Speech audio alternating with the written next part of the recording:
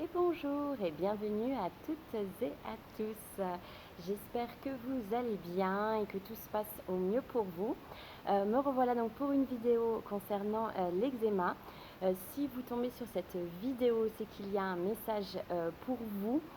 Si vous ne me connaissez pas encore, donc je canalise des messages et je fais part de mon expérience par rapport à ma vision sur l'eczéma, des clés et des causes possibles, et je choisis un petit thème à développer pour un partage, et je vous laisse libre évidemment de me mettre dans les commentaires d'autres clés, d'autres causes possibles afin que nous puissions en discuter et si vous désirez que je développe davantage un sujet.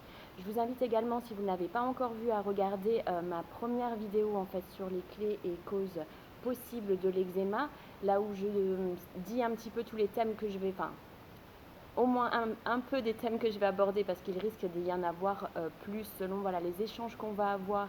Et c'est vrai que d'aborder un thème et développer un thème peut en mener à un autre.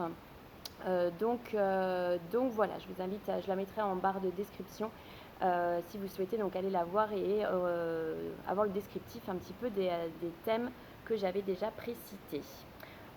Donc voilà, aujourd'hui je me sentais, donc vous avez les rizières derrière, je ne sais pas si vous voyez un petit peu, je vous envoie en tout cas beaucoup de chaleur, de douceur, beaucoup d'énergie du lieu, beaucoup de sérénité, beaucoup de luminosité aussi qui fait peut-être défaut en ces jours d'automne en Europe. Donc voilà. Et puis je tenais à me connecter aux énergies d'aujourd'hui je voulais pas prédéfinir déjà un thème. Je voulais voir ici maintenant avec vous le thème d'aujourd'hui à développer et voilà à discuter et voir un petit peu ce qu'on peut en retirer et ce qui est important aujourd'hui à écouter, à entendre. Donc voilà, j'entends beaucoup déjà d'écoute, être à l'écoute de soi-même. Voilà, c'est un thème assez large, pas que dans l'eczéma. C'est pour ça que si vous tombez sur cette vidéo et que ce n'est pas un souci qui vous concerne personnellement, mais peut-être une des personnes de votre entourage, il y a peut-être aussi un message pour vous. S'écouter soi-même, c'est un lourd sujet, on va dire. C'est un travail pour moi de chaque instant. Je pense que c'est pas quelque chose d'inné et c'est pas quelque chose de gagné quand on a réussi à le faire. C'est vraiment une philosophie, un rituel de vie, de vraiment de s'inviter soi-même à être à l'écoute de ses ressentis. Donc à l'écoute de son corps aussi, qui est important puisque le corps nous parle, avec l'eczéma, avec les problèmes de peau en général, les maladies aussi en général. Donc il y a ce relationnel, ce rapport avec le corps qui est en déséquilibre quand on a ces problèmes de peau. C'est que on le sait en général au fond de nous, on se le cache en général aussi, c'est qu'il y a quelque chose qui nous appelle, ou quelque chose qu'on a envie de faire, de vibrer, de ressentir plus fort, davantage, mais on se coupe un petit peu de ça et on préfère rester dans la situation actuelle qui est plus réconfortante ou sécurisante d'une certaine manière. Et être à l'écoute de son corps, c'est vraiment ressentir, désolée pour les klaxons des scooters, c'est vraiment, comme un klaxon d'ailleurs, c'est vraiment comme une sirène d'alarme du corps pour nous dire « Eh oh, réveille-toi, je suis en train de te parler ». Essaie de faire taire le brouhaha de ta tête, essaie de faire taire, ça te fait frissonner, les 1000 questionnements que tu as. Essaie de juste faire, je m'entends, le silence en toi, te poser 2 minutes et d'être à l'écoute. Ça, c'est vraiment quelque chose, quand je disais que c'était pas gagné, excusez-moi pour le bruit, quand je disais que c'était pas gagné, heureusement que je vous ai dit, je vous envoyais la sérénité du lieu. Pardon, quand je vous ai dit que c'était pas gagné, c'est que c'est vraiment quelque chose qui se met en place petit à petit comme les pièces d'un puzzle pour moi. Et pour moi, toute la guérison est aussi comme un puzzle. Bon, j'aime beaucoup les puzzles, c'est pour ça que j'en parle beaucoup, mais être à l'écoute, c'est vraiment, c'est chaque petite chose, d'être vraiment conscient des ressentis que notre corps nous donne à chaque instant. Et pour tout, ça peut être aussi quand on rencontre des nouvelles personnes, notre corps en fait va réagir aussi, va frissonner ou pas. Le fait d'avoir des papillons aussi dans le ventre, c'est aussi le corps qui parle. Donc on le ressent pour ça et on lui fait confiance parfois quand on s'emballe, on va dire, dans une relation. Mais on ne l'écoute pas quand il y a un message peut-être plus profond ou plus enclin à nous faire changer en fait, à nous faire évoluer. Et donc voilà, faire silence en fait, c'est évidemment une des clés pour pouvoir être à sa propre écoute. Après, chacun a sa manière de faire silence en lui, en elle. Ce qui est important, c'est de se retrouver en fait, de se retrouver et d'arrêter, de se mettre en pause. C'est compliqué en soi. Quand on y pense, on se dit mais ça doit être facile, mais non.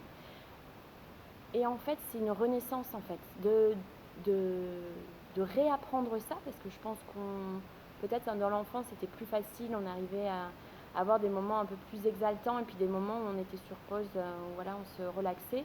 Avec la vie trépidante, quand on est adulte, on court dans tous les sens, donc on prend plus ce temps-là. Je dirais pas qu'on l'a pas, mais c'est surtout qu'on ne le prend pas, même si évidemment c'est beaucoup plus difficile, hein, selon vos cas et les vies de famille que vous pouvez avoir et toutes les responsabilités, mais ce temps est important pour vous, en fait, de vous mettre à l'écoute de vous-même et de votre corps et de chacun des ressentis, que ce soit des frissons, que ce soit des fourmillements, que ce soit des fortes chaleurs, d'avoir froid. C'est des signes en fait que votre corps vous donne.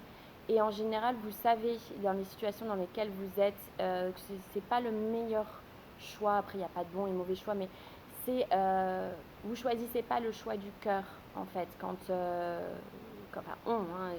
dire, c'est pas que vous. Quand il y a un problème de peau aussi, c'est qu'on n'est pas à l'écoute de soi. Si on n'est pas à l'écoute de soi, de son corps, de son cœur, c'est que du coup on ne fait pas les choix du cœur, on fait les choix de la raison, de la sécurité, les choix que le système un petit peu ou notre éducation nous a inculqués, et on suit en fait ce chemin qui n'est pas forcément bon ou qui n'est pas sain pour nous à ce moment-là. Et l'eczéma en fait sort par crise surtout quand il y a eu des petits signes du corps et que on se bute à aller toujours en fait finalement dans la même direction, dans le même mode de fonctionnement, et qu'il y a mieux en fait pour nous, pour notre corps, pour notre âme et pour notre évolution et épanouissement. Et c'est très important d'être à l'écoute de soi pour pouvoir s'accomplir, parce que au fur et à mesure, comme moi je vous l'avais dit dans ma première vidéo, l'eczéma a été fulgurant la première fois.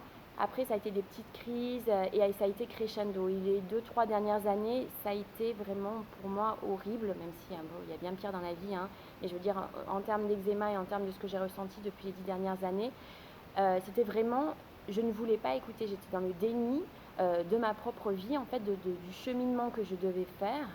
Et je restais dans la sécurité confortable, entre guillemets, mais que je n'aimais pas en plus, avant d'avoir voilà, d'autres coups de la vie, d'autres événements de la vie qui m'ont fouetté un peu et qui m'ont mis un petit coup de pied, enfin un gros coup de pied au derrière, pour que enfin je comprenne et que je fasse ce cheminement. Donc c'est vrai que c'est important d'être à l'écoute et c'est pas facile les premiers temps, mais après ça devient quand même un rituel, c'est pas gagné. Mais voilà, après ça peut passer par la méditation, par aller se balader en nature, j'en parle beaucoup, je suis désolée, mais moi c'est vraiment quelque chose, c'est une clé pour moi de toutes les guérisons, et puis c'est très important pour moi, et je pense qu'on était forcément beaucoup plus connectés avant à la nature, puisque voilà, il y avait déjà davantage de métiers donc en plein air, mais c'est important de se ressourcer et de lâcher. En pleine nature, pour moi, c'est facile. Aujourd'hui, dans ma méditation, j'avais eu aussi comme message d'écrire ce que je voulais crier. Et je trouvais ça joli en fait, parce que il y a tellement de choses qu'on a envie d'exprimer aussi. Donc il y aura un autre thème sur ça pour l'eczéma, qu'on ne s'exprime pas avec clarté, avec fluidité, et qu'on a du mal à parler. Et donc d'écrire et d'exprimer et surtout pour moi c'est plus facile de le faire voilà, dans la nature, de crier plutôt que de le faire quand on a des voisins à côté, c'est moins, on va dire, on va pas nous prendre pour des fous, hein.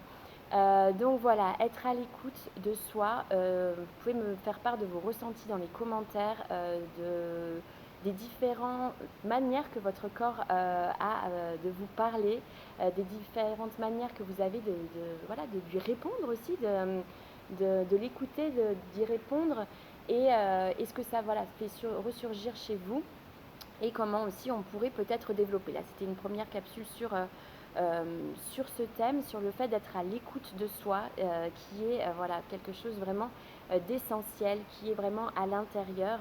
Et donc là, on vous invite à vous recentrer. Je vais juste sortir une petite carte pour pouvoir avoir un petit message pour vous avant de voilà, vous laisser. N'oubliez pas voilà, de prendre le temps aussi de vous relaxer. C'est très difficile d'avoir le temps, je sais bien, mais de prendre un petit moment pour vous, rien que pour vous, ne serait-ce que 5 minutes par jour, pour ressentir ce que votre corps aussi a à vous dire. C'est très important. Quand on court partout, on ne peut pas l'écouter. Il y a un brouhaha incessant à l'intérieur, à l'extérieur. Ça ne peut pas fonctionner, hein.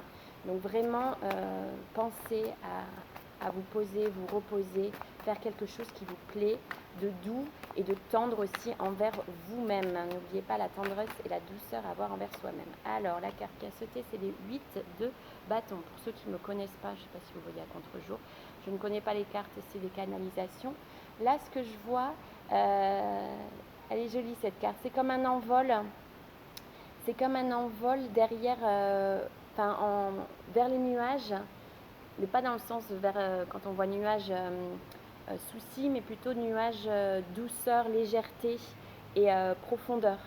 De vraiment aller au fond et de voir, en fait, là je vois ces bâtons un peu comme des baguettes magiques, je ne sais pas si vous voyez avec le contre-jour, de sentir en fait la magie qu'il y a en nous quand on arrive à écouter au fond de soi ce qu'il y a vraiment à l'intérieur, qu'on nous donne et qu'on y accorde du crédit, et qu'on choisit en fait de l'écouter, et du coup d'en prendre conscience dans les choix qu'on fait tous les jours dans notre vie, en l'écoutant, en s'écoutant, et en faisant le choix du cœur qui n'est pas toujours facile, mais qui est magique.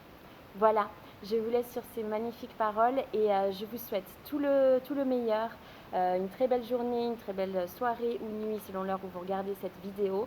N'hésitez pas à me faire part de vos commentaires, ça fait toujours plaisir. N'hésitez pas à liker, à partager si vous pensez que ça peut aider.